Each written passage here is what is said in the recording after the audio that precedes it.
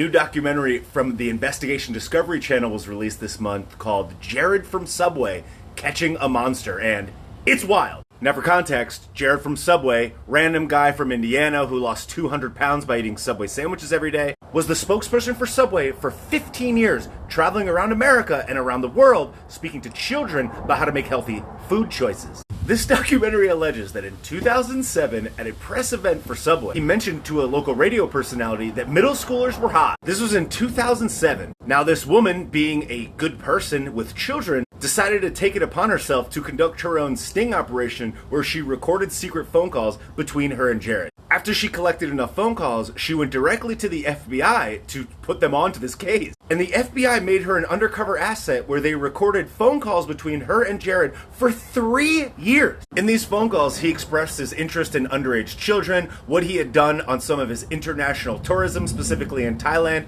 with young children, mentioned her children specifically and what he wanted to do and or see from them. 3 years this went on. 3 years. Then when presented with an opportunity to do a sting operation and catch him traveling over state lines with the intent of committing some type of act, the FBI allegedly couldn't get it together to do the sting operation. Then their undercover asset, who was interviewed in this documentary, went to the local Sarasota Police Department to report that she didn't believe that the three-letter organization was moving quickly enough through this investigation.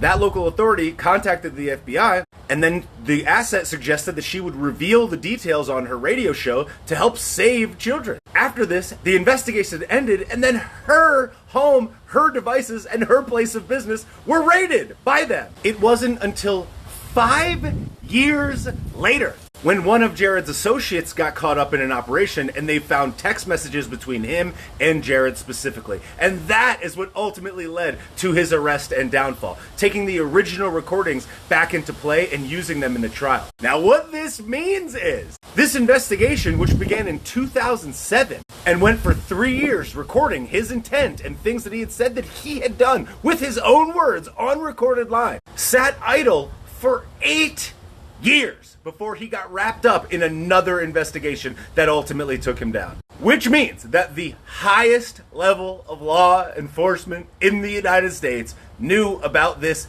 demon for 8 years without doing anything about it. Could you imagine how many people were harmed in that 8 years? But don't worry, guys. Jeffrey Poopstain just took himself out, and Jizzlane is also in the can. Don't worry, guys. They're keeping us safe. They're looking out for the children.